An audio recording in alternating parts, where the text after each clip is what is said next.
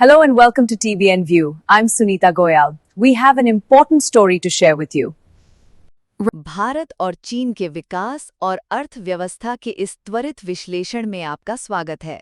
क्या हम सच में चीन से 50 साल पीछे हैं या हम बस विदेशी कंपनियों के लिए अंग्रेजीदा गुलाम तैयार कर रहे हैं? चलिए तथ्यों से जानते हैं। सबसे पहली बात, हम आर्थिक सुधारों में चीन से 50 नहीं, सिर्फ 13 साल पीछे थे। उन्होंने 1978 में शुरुआत की और हमने 1991 में। तो फासला कैसे आया? देखिए, ये ऐसा है जैसे आपने रेस शुरू तो की, लेकिन 2004 से 2014 के बीच पॉलिसी पैरालिसिस यानी सरकारी सुस्ती के कारण आप धीमे पड़ गए और चीन सरपट आगे निकल गया।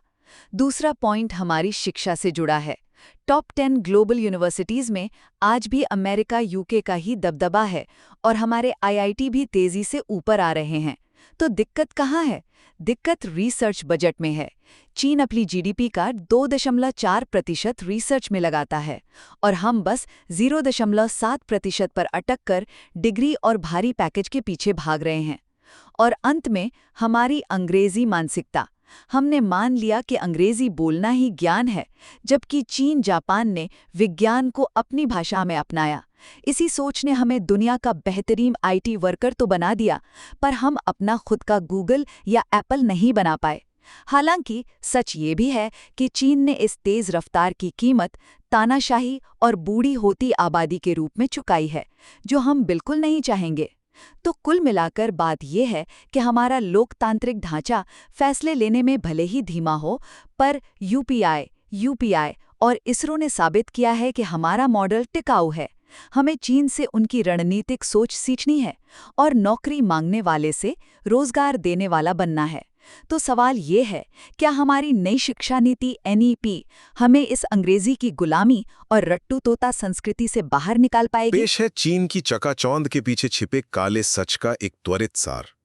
The dragon and the elephant और टीबीएन व्यू की रिपोर्ट को अगर हम देखें तो एक बहुत ही चौंकाने वाली बात सामने आती है। हम अक्सर भारत की रफ्तार की तुलना चीन से करते हैं, लेकिन क्या हम विकास की वो भयानक मानवीय और आर्थिक कीमत चुकाने को तैयार हैं जो आज चीन चुका रहा है? तो देखिए, इन रिपोर्ट से जो पहला सच निकल कर आता है वो है स्वतंत्रता का बिल्कुल शून्य होना। चीन में कोई लोकतंत्र नहीं है यार, वहां सिर्फ और सिर्फ तानाशाही है।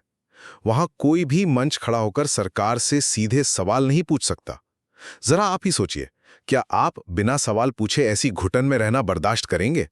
इसके बाद दूसरा सबसे बड़ा मुद्दा है उनका तेजी से बूढ़ा होता समाज।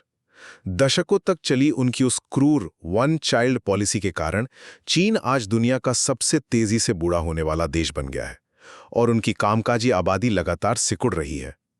ये बिल्कुल वैसा ही है जैसे किसी तेज रफ्तार इंजन का ईंधन अचानक खत्म होने लगे। बिना युवा आबादी के कोई भी अर्थव्यवस्था कैसे दौड़ेगी? और अंत में इसी से जुड़ा है कर्ज का दलदल। सिकुड़ती आबादी के बीच चीन का पूरा रियल एस्टेट और बैंकिंग सेक्टर इस समय कर्ज के एक भयंकर पहाड़ के नीचे बुरी तरह दबा हुआ है। मतलब बाहर से चमकती हुई चीन की यह विशाल इमारत असल में कर्ज की बेहद खोखली नींवों पर खड़ी है। भारत की लोकतांत्रिक गति भले ही थोड़ी धीमी हो सकती है, लेकिन हमारी नींव चीन के इस तानाशाही और कर्ज के खोखले मॉडल से कहीं ज्यादा मजबूत और टिकाऊ है। ये भारत और चीन की यूनिवर्सिटी रैंकिंग्स के असलियत पर एक क्विक समरी है। आज हम इंटरनेट पर फैले उन फर्जी दावों का पर्दाफाश करने वाले हैं जिसमें कहा जाता है कि दुनिया की टॉप यूनिवर्सिटीज पर तो बस चीन का कब्जा है, और साथ ही समझेंगे कि हमारी शिक्षा व्यवस्था की असली चुनौती आखिर है क्या। पहला, ग्लोबल टॉप 10 का ये बड़ा भ्रम। आपने भी इंटरनेट पर वो दावा जरूर देखा होगा कि भाई टॉप 10 में से 9 यूनिवर्सिटीज तो चीन की हैं। ये बिल्कुल फर्जी बात है। 2026 की ताज़ा क्यूएस वर्ल्ड यूनिवर्सिटी रैंकिंग उठा के देख लीजिए। आज भी टॉप 10 की 8 से 9 जगह अमेरिका के एमआईटी, स्टैनफोर्ड और यूके के ऑक्सफोर्ड के पास हैं। चीन के सिंघुआ और पेकिंग यूनिवर्सिटी टॉप 15-20 में जरूर हैं, पर टॉप 10 में उनका कोई राज नहीं है। अब सोचिए, हम इतनी आसानी से इंटरनेट के इन डरावने दावों पर यकीन क्यों कर लेते हैं, जबकि असली डेटा कुछ और ही कहता है। दूसरा, भारत की असली स्थिति। देखिए, पहले पॉइंट से ही जुड़ती है ये बात कि सिर्फ चीन ही नहीं, भारत का सच भी बहुत सी गलतफहमियों से घिरा है। ये कहना एकदम गलत है कि हमारे संस्थान टॉप 500 में टिकते ही नहीं। आईआईटी दिल्ली 123वीं और आईआईटी बॉम्बे 129वीं रैंक के साथ लगातार ग्लोबल रैंकिंग में ऊपर चढ़ रहे हैं। तो इस पर ध्यान दीजिए कि हमारे संस्थान धीरे धीरे ही सही लेकिन बहुत मजबूती से दुनिया में अपनी जगह बना रहे हैं। और अंत में एक कड़वी सच्चाई जो है हमारा बजट और माइंडसेट। रैंकिंग से थोड़ा आगे बढ़ें तो असली मुद्दा छात्रों के नंबर नहीं बल्कि रिफॉर्म और बजट है। चीन अपनी जीडीपी का 2.4% रिसर्च एंड डेवलपमेंट पर लगाता है और हम आज भी 0.7% से कम पर अटके हुए हैं। हमारा पूरा फोकस इनोवेशन और पेटेंट पर नहीं बल्कि बस डिग्री और भारी भरकम पैकेज पर है। अब आप ही बताइए, जब तक हमारा ध्यान सिर्फ एक अच्छी सैलरी पाने पर अटका रहेगा तब तक हम दुनिया बदलने वाले नए आविष्कार आखिर कैसे करेंगे?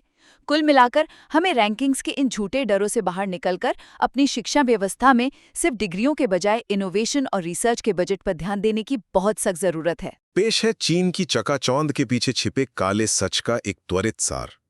The dragon and the elephant और टीबीएन व्यू की रिपोर्ट को अगर हम देखें तो एक बहुत ही चौंकाने वाली बात सामने आती है।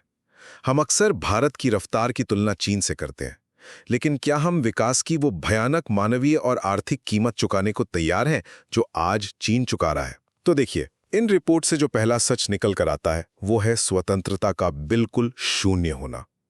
चीन में कोई लोकतंत्र नहीं है यार, वहां सिर्फ और सिर्फ तानाशाही है। वहां कोई भी मंच खड़ा होकर सरकार से सीधे सवाल नहीं पूछ सकता। जरा आप ही सोचिए, क्या आप बिना सवाल पूछे ऐसी घुटन में रहना बर्दाश्त करेंगे? इसके बाद दूसरा सबसे बड़ा मुद्दा है उनका तेजी से बूढ़ा होता समाज। दशकों तक चली उनकी Remember, choice is not longer just political, it is a matter of national survival.